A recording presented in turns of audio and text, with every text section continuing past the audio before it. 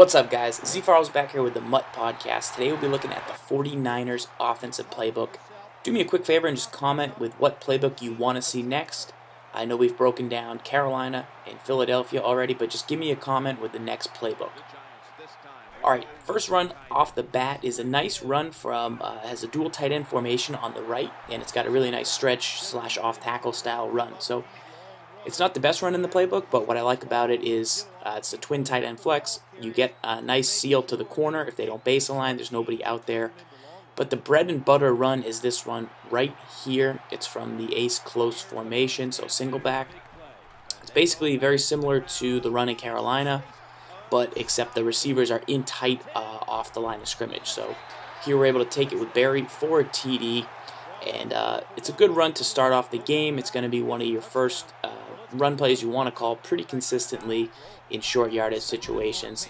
We do have the best run in the game that we'll show you later. Here we get a stop on D and a nice punt. And of course, it wouldn't be a MUT video without the quid of the week is right there. So here we're going to actually play another opponent. He's going to give us a tough game. He's going to give us a really tough game.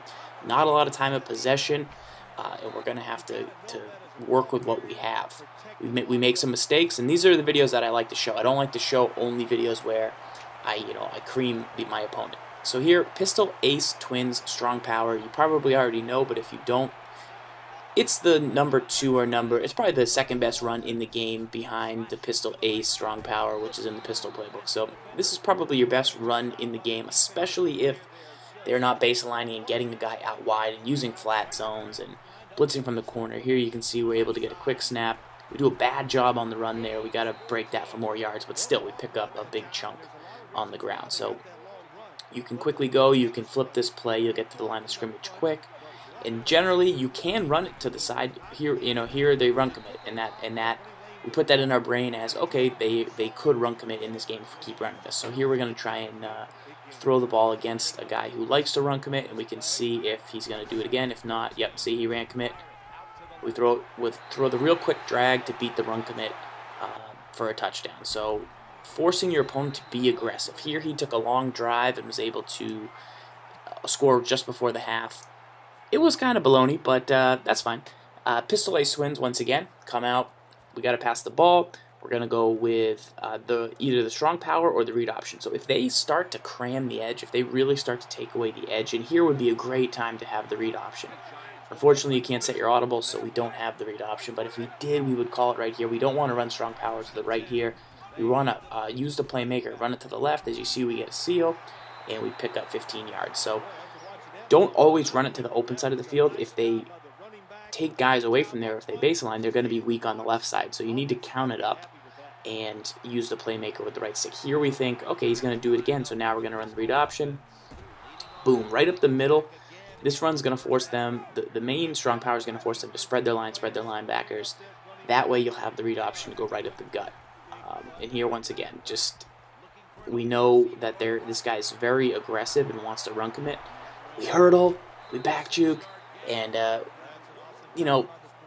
it's tough because this can't be taught. Like, hey, if a guy run commits, just throw to the tight end. Like, that's the most obvious thing in the world, but it can freak a lot of people out, so just be patient. Know that it could be coming here.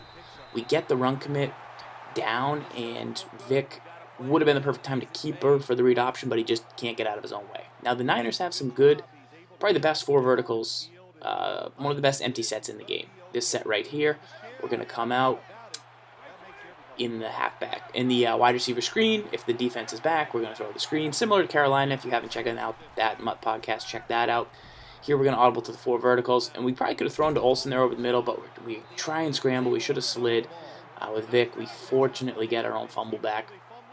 Right now we're thinking touchdown with less than 20 seconds left. That's our only goal on Ultimate Team right now. Second goal is a field goal with no time left. So here we're going to drag X across the middle.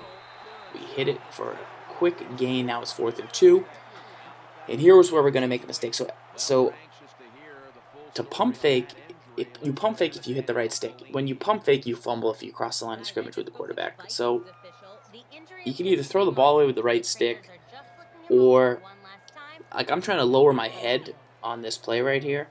I come out in 5 wide. I'm just going to try and make a real quick read, just throw real short. I don't really want to run it because he's run committing. Not that that's a good run defense, but it makes it very volatile, the amount of yards you can pick up. You're going to pick up a ton or none.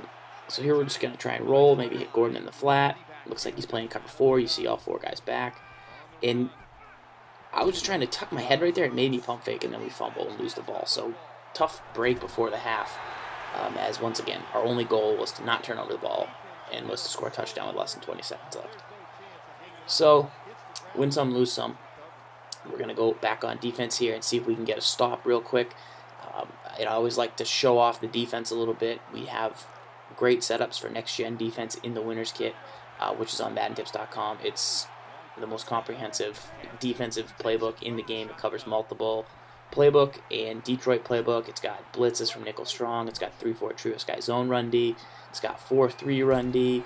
It has quarters defense. It has dime defensive blitzes that are similar to nickel strong. So if you're more into that, it's got everything you can need to play really any style of defense, and it's great for Ultimate Team as well. So here, Dion comes up huge with an interception, and now we're thinking 3. So at this point, actually with 3 timeouts in 23 seconds, we're thinking touchdown, but we're going to need for him to call a defense like cover 2 and be able to hit him deep in the seam to get up into range. But generally, we're thinking definitely field goal, and if we had any less timeouts, we'd be thinking more field goal. But he's got the corners back. I'm going to throw the wide receiver screen here.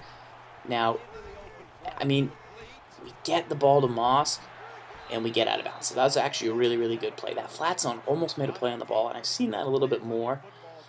Make sure the guy you have catching the screen has quick ability. Calvin Johnson on that screen's been getting caught a lot. So put Jackson there, put Moss, put Harvin, Cobb, somebody that can get the ball and turn upfield real quick. Now, boom, perfect situation, man-to-man coverage.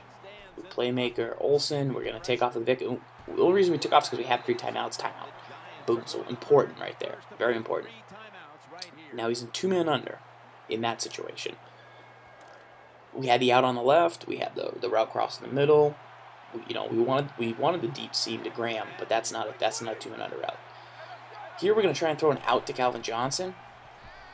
He's in cover 4, and the purple zone defender gets pressed. Now, I think he might have actually been in a flat cover 3 because he wouldn't press if he was in a purple. So unless he called press, I don't know. That was an interesting throw by me there. And once again, I love to show you the games where don't score 28 points or don't get the guy to quit right away.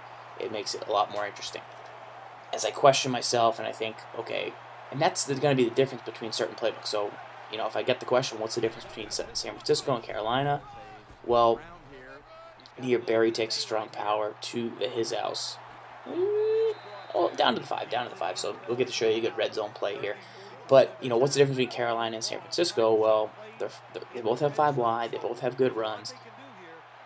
The difference is, with the game on the line, which playbook do you feel more confident in having? I could definitely feel like I can win, 90% of my games in MUT with any playbook. You give me any offensive playbook, I'm going to find the 7 plays, 10 plays that I love for each situation. But at the end of the day, when the game's on the line, 2nd and goal, do I have a good play? Here we just call a random formation, put a drag, put some fades, put a wheel route, and then we just say whatever. We'll just pound it right up the middle. So that's going to be the separation between playbooks. People, most playbooks have a little bit of everything that you need. But like I was looking at the Texans playbook earlier today. In the Texans playbook, here's the game on the line, 50 seconds, pick city, night train lane. So, like the Texans playbook, they have 5 wide. They have some awesome running formations. They have both the single back ace and the ace close. And then they have some great tight formations, which I've loved in past years of the game. And then they have an empty set, but their empty set doesn't have a wide receiver screen. And if you've seen this breakdown or the Carolina breakdown, I love to come out in a play with a screen. Because it's huge if your opponent's playing cover 4. You got to make them pay. Here we go up the middle with that read option. As you can see, it's opened up pretty nicely. You need to be able to make your opponent pay. Yes, they have plenty of halfback screens, but I don't like those as much as the wide receiver screens. So it's like that playbook isn't bad, but it's missing something that I really like to do. Yes, I can adapt my game, but generally you're going to stick with what you know. Here we just decide to run with Vic after he run commits, and once again, not the best game to show because he got some stops. The run commit D though is, I'm sure, I don't know what percent of people do that. Sometimes I feel like good players will call it at the right time, and that's a good move. But then I feel like people will be really aggressive. Here he's obviously pressing, and feels like he needs to get a stop. So maybe he's calling a little bit more, but you got to be very careful with it. Lastly, you got the I form heavy here. Not a great play. It's something that's cool, but generally the runs in this playbook, you got the off tackle. They don't really get out in front. They're not better than. It's too much of a giveaway. Here we get sacked in. That's not the run I would call it. Stick with the pistol ace twin strong power. I'd stick with the single back ace close. You have all the runs you need from those formations. They do have a buck sweep, which is good, like Carolina has. So if you like the buck sweep, it's from a different formation. It doesn't work quite as well as Carolina, so that's another factor. But generally you're okay there. They also have gun bunch, which I didn't get to actually show off this game, but I'm gonna take you into practice mode here and actually show you some gun bunch. We've broken it down honestly 100 times. If you go to our YouTube page, youtube.com/Prima Games Video, there's a gun bunch breakdown that I'll link to in the thing below the comments. That will actually teach you how to run it a little bit better. But you can beat 2 men under with gun bunch. So if you're struggling and you don't have a mobile quarterback and you don't like to run 5 wide, then the gun bunch is really good. And that's the main difference between Carolina and San Francisco. So here we're going to go gun bunch. The main difference between Carolina and San Francisco is pistol, ace twins for them, buck sweep for Carolina. And then you have better gun spread in Carolina, but you have better gun bunch. So Carolina doesn't really have any bunch, but San Francisco has some bunch. But they don't have any QB wraps, and they don't really have buck sweep. So it really depends. But here you can see this B route. It's best on the right side, right to left. It's an absolutely back-breaking route. You got short routes. You want to put the guy on a drag and mix it up. We've been doing this for years. And once again, that B route, though, it's just the perfect timing. It's a downfield route. It gets you chunks. They're focused so much on the left. You got a corner route to Manningham. That should beat some man-to-man defense. You got that Bolden route. Once again, you can move the halfback. You can either block him for protection or you can wheel him. Then you have to play verticals, which is not designed to beat man, but it can. You can put an out to Bolden on the weak side. This route will crush some zone. So I'd like to go further in depth with this playbook, guys, but let me know what helped you, what playbooks you want to see more of. Once again, please do me a favor and just comment with the next playbook breakdown you want to see. If you want to see me go defense, I can do that, but just leave it in the comments. All right, until next time, check out this halfback screen. Make sure you drag everybody and beat cover 4 with this play right here. All right, ZFarls, signing out. Lock up.